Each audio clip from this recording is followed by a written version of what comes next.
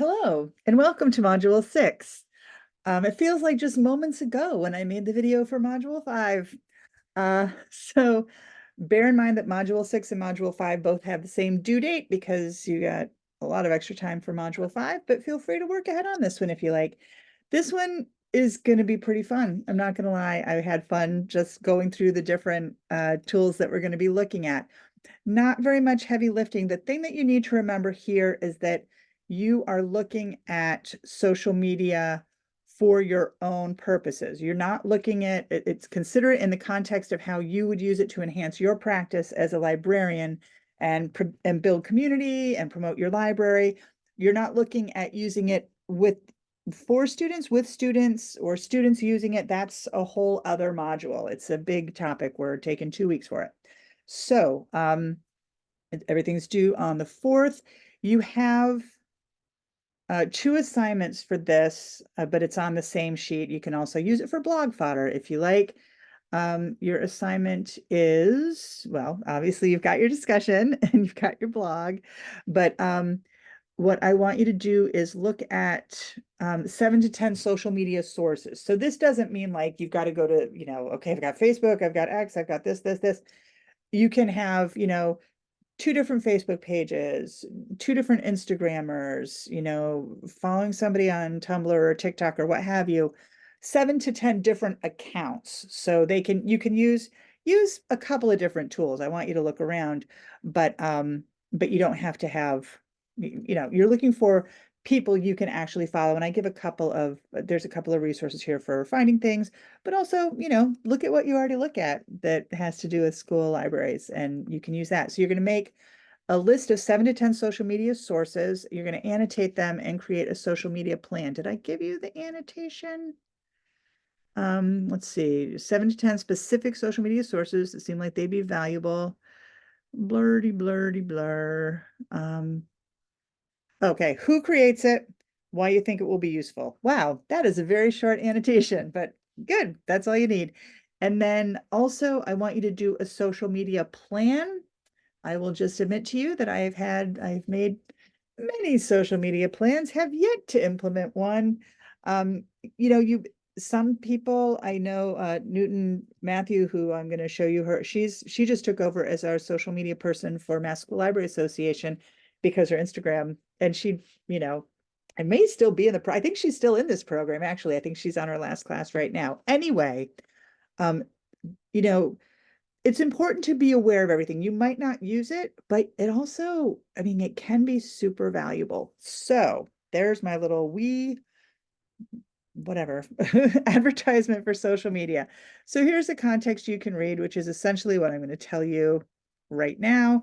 We're just going to go over the resources, and then you've got those 2 little assignments. You can I think I have it. Let me just look at the modules. I believe that I have it as a specific assignment that you're going to need to use the assignment tool. We're in module 6. No. Oh, yeah. Come now. Module 10. What is this nonsense? Too far. Just going to put my hands up here and let the computer do what it needs to do. Okay, module 6. So yes, a social media list and a plan. So I do want you to turn, yes, for grading purposes. So, but if you use your blog for this, if you put all your stuff up on your blog, you can just put your blog link as the assignment link too. There's an option to put a link in there. So feel free. It's not double dipping. It's just making sure that you have access to it after the class. So you're going to do your regular discussion.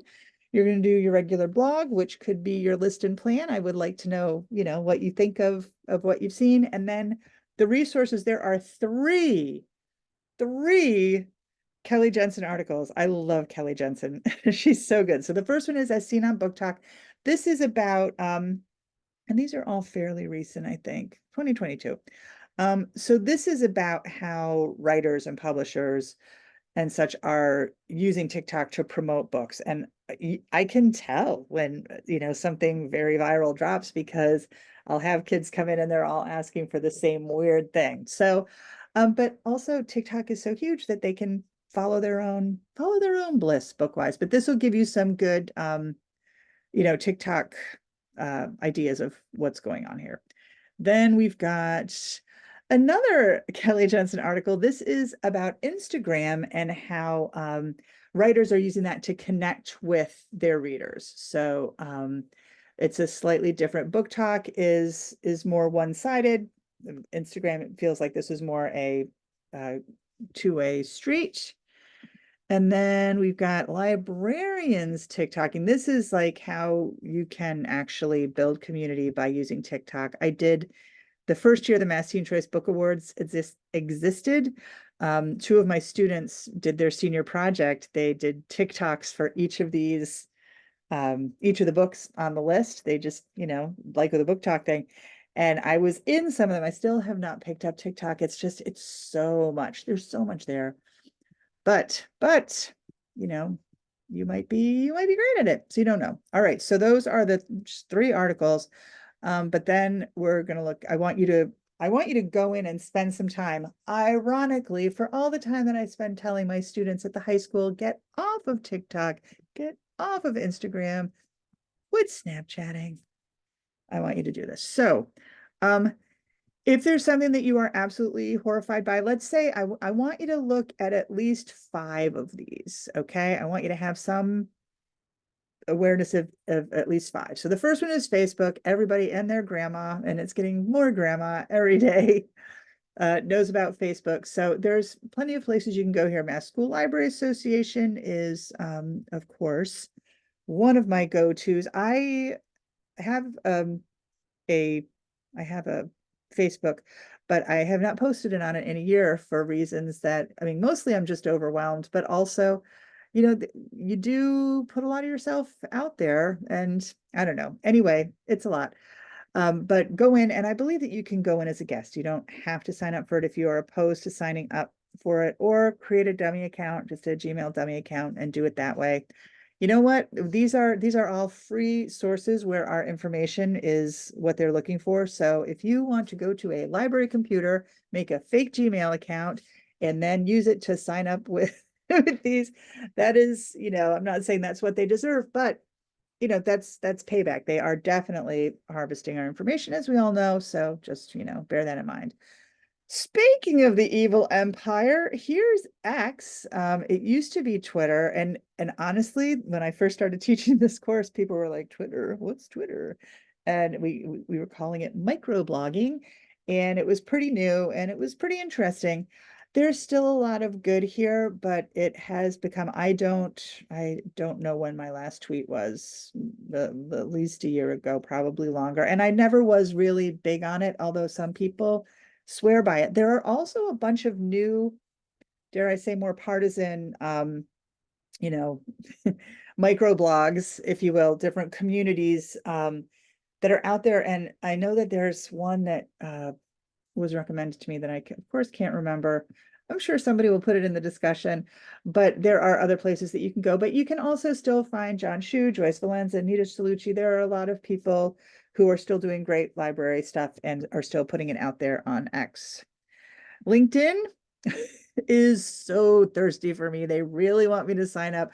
I have an old LinkedIn somewhere, but I've been at the same job for 18 years, and it's the job that I intend to, you know, end up in. But my husband, on the other hand, uses LinkedIn every day. This is his social media network, which I make fun of him for sometimes.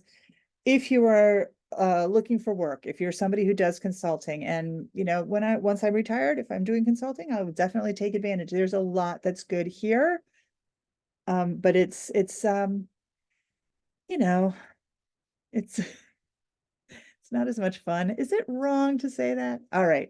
Here's the new love of my life. I still don't post on Instagram very often, but I do look at Instagram a lot. It's a really fun format. It's very visual. There's far fewer politics. It's just a lot of fun stuff. This is Newton's Instagram. She's going nuts. She's got great taste and she reads a lot. And there are, well, you know what? Just go to Instagram and look around. It's a lot of fun. There are reels that you can go to. You can also, curate what you look at. It's a fun tool, I believe. Tumblr, I'm not sure. My sons tell me that it still exists, that people are looking at it. I did look up a school library, you know, looked up school library as my search term, and I found some things. I also found some things that I am not showing on the screen that were, slightly disturbing. But anyway, it is a place where people can post things, and my knowledge of Tumblr usually comes from like somebody will post a Tumblr with all of the responses to it in a different meme page, and I see it. But people are still using it, so there you go.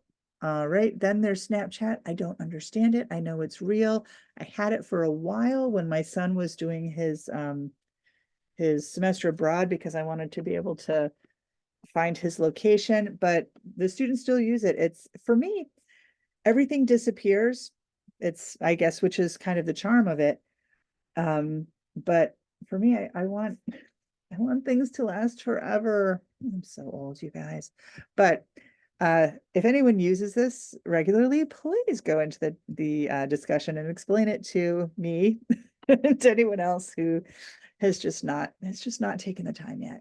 And then finally, we have the big kahuna, the current queen of the prom right now is TikTok. And this is a really fun live. This 12-year-old school librarian has done some really cute TikToks. And in the Jensen article, she mentioned some other ones. There's some local librarians, Rachel Buhanda, who I can't remember where she is now. She just switched schools, but she does a really cute TikTok.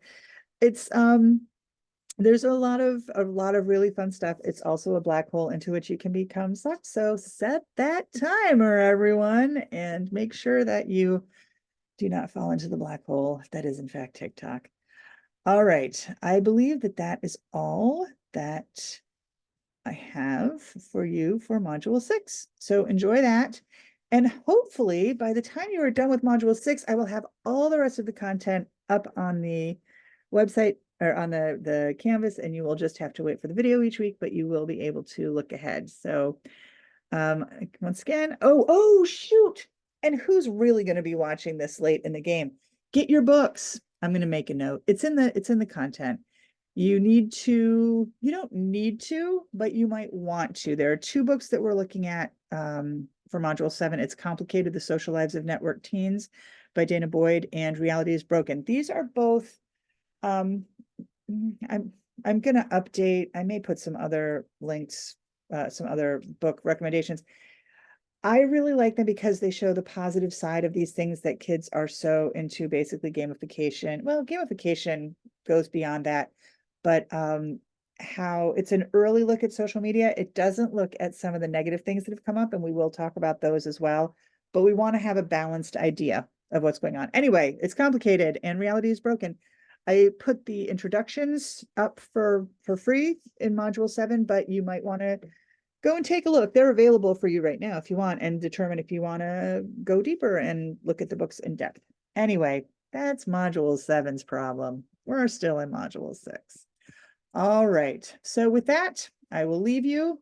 I hope that you're having a great week. I don't know when. Is it March already? Who can tell? And that everything's going great. And I'll see you on the discussion boards. Bye.